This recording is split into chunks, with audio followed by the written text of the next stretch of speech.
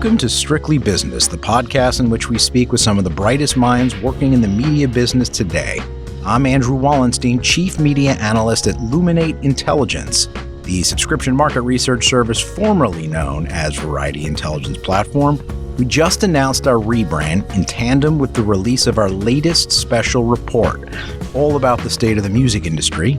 And I am fortunate to have the report's author, Rob Steiner, to give us a download on streaming, publishing, the concert business, and of course, AI. So, Rob, thanks for joining us. Hi, thank you for having me. All right. So, I think there was a sense for a long time that the explosion of audio streaming had the music industry in a growth mode for a while now, but it seems like a more complicated picture is emerging across the various revenue streams you are tracking in this report. So tell us about that. Yeah, so overall, it is certainly interesting because the music industry, at least when we're talking about the top level, like the major labels, the big companies, the major artists, it's in a really good spot, a record-breaking spot, in fact. It basically, ever since the pandemic, that sort of supercharged the growth that was happening with the rise of streaming. That started taking off around the mid-2010s, and then the pandemic hit, and that just launched that revenue stream, into the stratosphere. Same thing with live music. All of a sudden, this post-pandemic concert demand just sent a spike in ticket sales and revenues. And that was all great. But now, 2024 is basically across the board signaling a slowdown. We are seeing single-digit percentage growth between 2023 and 2024 for revenue growth and streaming in particular. And that's in part due to the fact that it is sort of reaching critical mass in paid usership in developed markets like the US. Live music is also seeing a slowdown in attendance, and it is increasingly relying more on increased ticket prices more than anything else to keep revenue growing. And then by extension, too, as streaming slows down, so does publishing. And then that's also not to mention the threat that AI poses to publishing in particular. So with all of this said, basically, I saw the industry at an inflection point where if they continue on their current path, it won't be bad necessarily, but it probably means that it will be, the next few years of flatlining in terms of growth, which obviously a lot of these companies don't want. They want to continue growing. So there's a lot there. Let's go kind of one piece at a time, starting with streaming, which seems to be sort of at the center of all of this. Yeah. It sounds like from what you're saying that this is a case of market saturation. Mature, developed markets, perhaps they've taken up all the Spotify and Apple Music and YouTube that they're going to get. So what do we do now? Is it just a matter of, all right, well, there's plenty of emerging market runway to go, or do we need to get more creative in these mature markets? Yeah, it's a little bit of both, where on one hand, the market or the industry powers that be are now looking towards emerging markets for streaming, especially in Latin America and Asia and the Middle East in particular. Those are now pretty much responsible for like the major sources of growth in the streaming industry. Because, the likes of Spotify, Apple Music, they're still breaking into a lot of these markets. So we are going to see the streamers, the labels, et cetera, pushing hard into that. The big three have all established a presence throughout Latin America, Middle East, and so on. And then back home here, there is sort of a debate going on where basically the big three are really advocating for price increases for the DSPs. They believe that $10.99 a month is simply too low of a price for all the music in the world. And to a degree, they are right. When Spotify was created, it did, in a sense, solve the industry's biggest issue around digital piracy. Whereas how do we get people to pay for access to all the music in the world online? Spotify found a really, streamlined solution where they kind of simplified the experience of accessing this music online and put it behind a paywall. People were willing to pay for it, and they still are. But now it seems like as usership is sort of reaching critical mass, there's now a sense that like basically the big three is sort of leading this charge, this idea that music had lost a lot of value in the internet age, post Napster, post the internet. And frankly, as the report gets into, the argument can be made that music never really recovered the value it lost. The golden age of the 90s and the CD boom, that when you adjust for inflation, at least in the US, revenue hasn't reached those levels. The peak was 1999 when Napster was founded. And so I wonder, and I make the comparison to the video business where, clearly we see the Netflixes of the world have built themselves a tremendous business. The other players in the market, they'll be okay. They're actually starting to turn profit after a rough period. But I think there's also an acknowledgement that the peak era pre-streaming of cable television, just much better margins, a much better business. And so is the music business diluting themselves that they could sort of put the monetization toothpaste back in the tube here?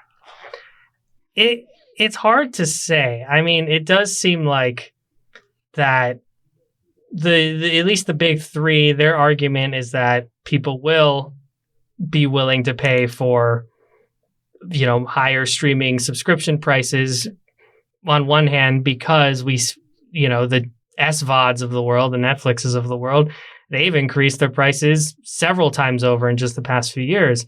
And Spotify and the DSPs have, but only recently, only within the past 2 years. They've shown much more patience. And so I just wonder whether it's going to be a mistake that they're making to push up the prices with the same sort of aggressiveness as the Netflixes of the world, unless they're putting more value into these DSPs, which, I think of my own Spotify subscription, and it's not just about music for me. It's podcasts, it's audiobooks. Yeah. And so maybe they're not crazy to push these prices. Yeah, no, especially with Spotify in particular. They have really, in just the past couple of years, have started pushing, essentially transforming the platform to being a lot more than a music streamer. They want it to be a multimedia location. They have audiobooks, which has created, a whole litany of issues in terms of music royalty payments that we could get into. They have pushed hard into video podcasting. But then on the music side, they are also pushing for basically like the hot button concept that has really dominated the industry is leading into super fans for a lot of the big three and a lot of these major companies. Explain super fans. Yeah. It's basically, it is the best way to describe it, or at least the official way that Luminate describes it based on a survey data, are people that engage in, I believe, at least 5 or more music-related activities. So going to a concert, buying merch, listening to music, buying music, etc., on a pretty regular basis. And this group is small. I believe it's about 20% of the U.S. music listeners, according to Luminate. But their buying power is substantial. There is, again, with our data, we have found evidence of that. We've also seen it in practice give great results for particularly companies based in Asia. Hybe Corporation is probably the biggest success story. They essentially launched a superfan app, Weverse. Basically, think like a social media platform, but for like paid private fan clubs for like BTS and a lot of the K-pop artists, but now it's expanded to like Ariana Grande and Dua Lipa. They have been able to generate a substantial amount of revenue and usership. They've gone up consistently pretty much every quarter for the past couple of years. Same thing with Tencent in China. Their fan club revenue, again, based from like, a super fan subscription streaming tier, where for an extra couple bucks a month over the standard streaming subscription, you get exclusive content or access to, early access to concert tickets or merch, just some sort of perk to incentivize the most dedicated, who basically, like, the idea is that like these people are so passionate about the artists they like, that if given the opportunity to support these artists, they will more likely than not take it. And the industry is really banking on this particular group because they think they haven't been fully utilized yet. And I guess we'll see in time how effectively they use that superfan segment to the best of the business. And so I want to turn, though, to how the slowdown that you've described at the top relates to the increasing headlines we're seeing around the label business, the big three, particularly with regard to how the majors and the indies are having some friction. Yeah. Yeah, it's this month in particular has seen a lot of friction on the label front. Currently, probably the biggest headline right now is the back and forth around the UMG Downtown Music acquisition. Basically, for context, UMG is, I believe, the biggest of the big three. They are looking to acquire Downtown Music Holdings, which is home to a lot of vital services for the indie music sector, both from like the individual DIY artist label level to, larger but still independent labels and publishers and stuff. That's sort of really been emblematic of the growing tension between those two worlds. And granted, there's always been animosity between the indies and the majors, but it does seem like it is sort of being aggravated recently due to the streaming slowing down. That core issue has basically led to the majors and the leading companies in the music industry to look for other ways to essentially diversify their income. And also with the rise of streaming, in part due to the rise of streaming, the indie market has actually been really able to flourish as streaming is established in these developing markets. Basically, it creates more access to music, which then in turn creates a larger ecosystem for these independent publishers, distributors, labels to then operate on a global level. In terms of the streaming slowdown, to some degree, I'm surprised given the headlines I'm seeing about the flood of AI-generated music hitting consumers' ears these days. How big is the potential for this to compound the challenges the industry is already facing? Well, yeah, to put it bluntly, it's a pretty significant one. And it's not just from the headlines we've been seeing from, like these fake bands or artists getting thousands of listeners on Spotify and thousands of monthly followers. That is certainly an issue. But it's also from like the lesser known corners of the industry where, I have several friends who are full-time freelance producers. Their day job is creating background music for TV shows. The Young and the Restless needs a ambient track for a coffee shop. They can whip up a song, send it over. They work with a music supervisor. Now with AI, that music supervisor can say, go to Suno and just request, give me a soft acoustic song for a coffee shop. And then there you go. So basically, it is coming from multiple corners. It can affect the front-facing artists that are having careers as artists, but then it also will greatly impact working musicians as well, like those who create background music or are songwriters or just session musicians. All of that is at risk here. In fact, one of the reports that I cite in the special report basically found that the industry is set to lose about $4 billion from AI over the next several years. So it is significant. And do consumers who are facing this flood of music, how are they taking to this? Are they making the distinction with human artists? Are they just fine with it? Yeah, it does seem like it is kind of a mixed bag. I think early on, there was sort of a novelty to it. For a while, AI music, I think in at least the AI music that people were interacting with in like a positive way were like songs where they took a major artist's voice and had them sing another major artist's song, or there was that fake song by The Weeknd and Drake a year or two ago that gained a lot of traction. Now, I think just as the general public is more skeptical of AI overall, that has also, I think, applied to their view on AI music to a certain extent. I mean, I can tell you, again, based on like survey data I found that actually like specifically asked musicians and industry people and songwriters who work in the industry, like what they thought, is overwhelmingly skeptical, negative, for obvious reasons. And it does seem like that skepticism is also applying to these artists too, where, you know, there's been a lot of pushback to the news of AI artists dominating Spotify.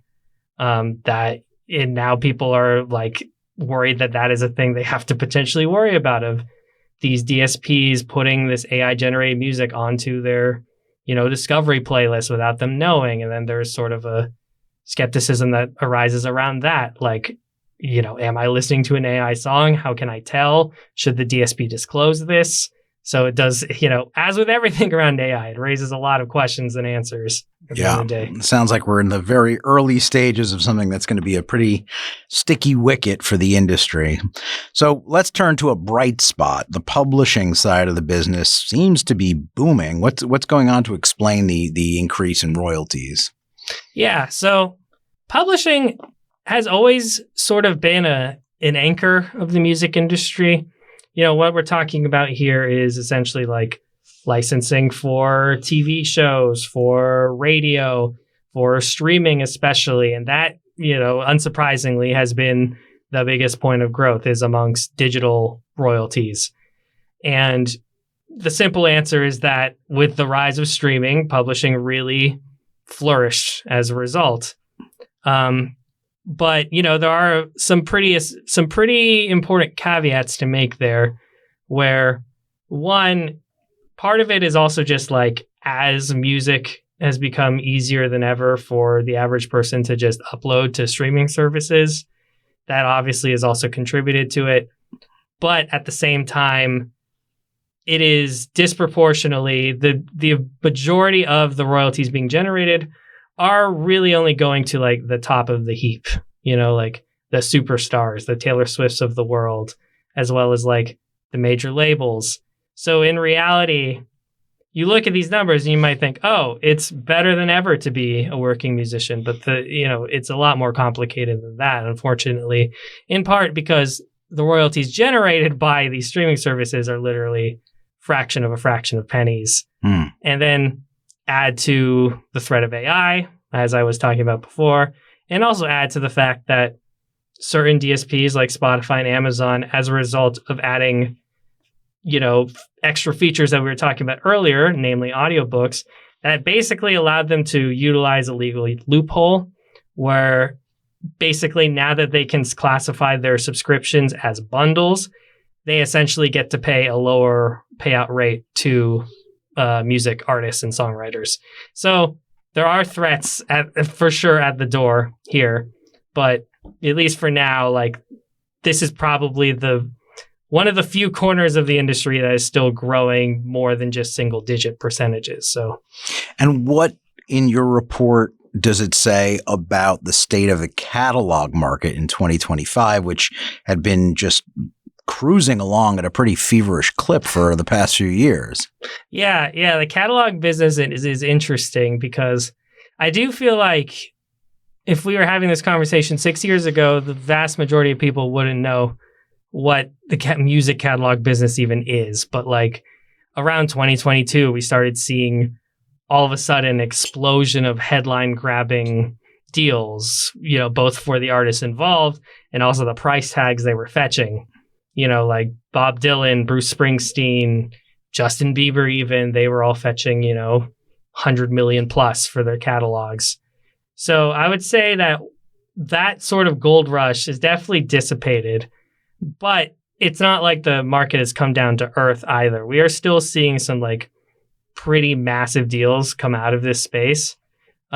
Chief among them being the first billion-dollar deal for a single artist catalog, which was between Sony and Queen last year.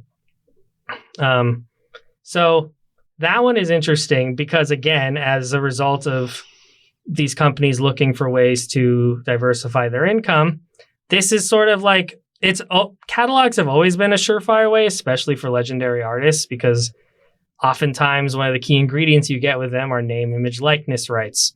So if you have that plus publishing plus masters, even if you only have one or two of that combination, you can utilize that to basically create a brand. Think of like how Bob Dylan sold his catalog a few years ago, and we just got an Oscar-nominated Bob Dylan biopic. That adds value to the Bob Dylan catalog at the end of the day. And they were able to do that because, I forget who owns his name, image, likeness, but the fact that it was sold off meant that they could pretty much build the brand for themselves. And that's what we're seeing a lot with these sort of legendary artists and sort of like proven hit makers. Speaking of proven hit makers, let's talk about the live music business, which in your report, I was surprised to learn, given the heights that this hit last year, and this is a subject that Luminate Intelligence in the past has dug into the phenomenon around this market, but it does seem to be cooling off, which is hard for me to understand when it's like the level of, you got Bruce Springsteen just finished a massive tour. Lady Gaga launches another one. It's just such a wealth of A-listers on that market. Yeah, I mean, live music is certainly interesting where that industry has proven to be pretty resilient to pretty much anything. There's the long-held belief that music, particularly live music, is quote-unquote recession-proof, with the reasoning for that being that people love music so much that they're less willing to give that up if it comes to saving money versus like going to the movies, for instance. And so we're sort of seeing that with live music. And then also at the same time, as ticket prices are basically increasing higher than ever year after year, that is also in part inflating what we're, the year-end tallies that we're seeing. And up until now, they've sort of been able to get away with it. That might be too strong of a word, but like at least as ticket prices increased, people were still turning out, especially after the pandemic. People were willing to pay big prices to go see their favorite artists. They were willing to travel and with that incur those expenses. And we are still seeing that. Again, it's not like it's, we're seeing a nosedive or anything in live music, but we are seeing it flatline a little bit, where the past couple of years was double-digit growth, and now we're seeing single-digit growth. And not only are we seeing that for revenue, we are seeing that for attendance as well, which is sort of the real sticking point. And Live Nation, of course, is synonymous with that market. So how has it impacted them? Yeah, I mean, Live Nation is interesting because when you talk about them, you are basically talking about the live music business. And, they have, at least in their Q1 report, they started the year actually with revenue down from the previous Q1. But they basically framed it where they focused on essentially the rest of the year, where they were like, future or sales for future concerts is higher than ever. We're set to have a record-breaking year. That certainly might be true, but that is, at the end of the day, they are kind of seeing what is happening in the larger live music industry, where yes, revenue is still high, but it is slowing down. And same thing with attendance and ticket sales. And then, when you couple what's happening with them versus like the larger changes happening, like from what like Polestar was tracking, where, for the top 100 worldwide tours, everything was actually like down by a couple of percentages. Average gross, tickets sold, average tickets sold. But the two things that increased was average ticket price and gross. So to me, that signals that, the gross that is being created is more more and more so happening from ticket price. And we are definitely seeing that happen within Live Nation as well. Well, we'd be remiss in this conversation not to touch on the artists themselves in terms of both the top of the food chain, the chart toppers, that I would imagine, hey, the more best-selling acts that you get, the better the health of the market. Then again, the music business is so catalog heavy that maybe it doesn't matter much. And then also just sort of lower down the food chain, what it's like for perhaps the musicians that aren't household names. Yeah. I mean, basically, like I mentioned before, for working artists, the concept of the working class musician is becoming much, much less of a reality for the most part. And, as much as this has been like a particularly strong topic for me personally, or one that I feel strongly about, there unfortunately isn't a whole lot of data for it, at least when it comes to the US. But what we do have shows that, at least like from anecdotally and stuff, like you hear about musicians like needing to, even successful ones or quote unquote successful ones within like the indie space, will still need to maintain day jobs or, find other more stable sources of income. Earlier this year, we saw Chappell Roan on the Grammy stage while accepting an award advocate for greater access to healthcare services and mental health services for artists. So like we are seeing that happen. And one of the sources we do have for data, which I was very happy to find, was actually a musician census done in Nashville, which probably next to New York and LA, maybe even more so, has the highest concentration of working musicians in the US. And, from there, we were able to get at least a glimpse. Like they offered a case study of what it could be, of what, the musician experience is in the US. And for the most part, they averaged around $52K per year from music, most of which came from live shows rather than recordings. But, again, a lot of the main concerns was access to healthcare and rent. And, that is also the same in the UK. It's a very similar story. Well, I don't want to forget the other half of the equation, which is the artists at the top of the charts, the Morgan Wallens of the world, the Kendrick Lamars of the world. Are they bigger than ever? And you mentioned Chappell Roan earlier. Is she an example of there's still a rising tide of new artists joining those top ranks? Yeah, no, certainly like these artists are doing incredibly well. And it's sort of that. It's like the ones that make it are still able to really make it. Morgan Wallen, even though like his listenership is overwhelmingly in the US, like he's still able to embark on highly successful global tours.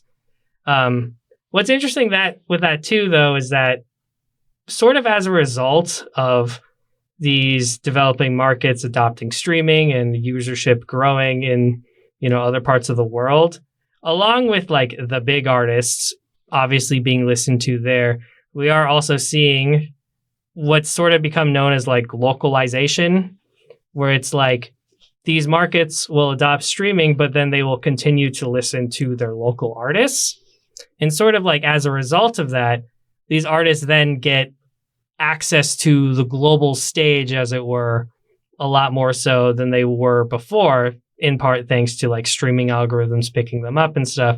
So that's sort of like why we've seen, the rise of K-pop or the rise of Latin music or even the rise of country music outside of the US. Like that's all part of it. But again, at the same time, just given the amount of people that now can upload music and, create and build platforms online thanks to streaming, it's sort of a double-edged sword. Like the ones who can break through the noise are able to potentially find a lot of success, but then everyone else kind of has to fight a lot harder, especially as like, platforms like Spotify have now instituted policies where it's like, unless basically artists that don't make X amount of streams per month, they don't get paid. Which, you know, on one hand, you can make the argument that it's like that allows the royalties to be better distributed for the artists that do have established careers. And that is certainly good. But at the same time, it does make people that are trying to, you know, float to the surface more. It just makes it a lot harder than it already was. Well, we're touching on some trends here that make clear that 2025, as you put it in this report, is clearly a pivotal year. There's a lot to monitor going forward. And so can't recommend enough people check out the report Rob just authored, available on the luminatedata.com website on the state of the music industry. Rob, thanks for coming in and giving us a taste of what you wrote about. Of course. Thanks so much for having me. Thanks for listening. Be sure to leave us a review at Apple Podcasts or Amazon Music. We love to hear from listeners. Please go to variety.com and sign up for the free weekly Strictly Business newsletter. And don't forget to tune in next week for another episode of Strictly Business.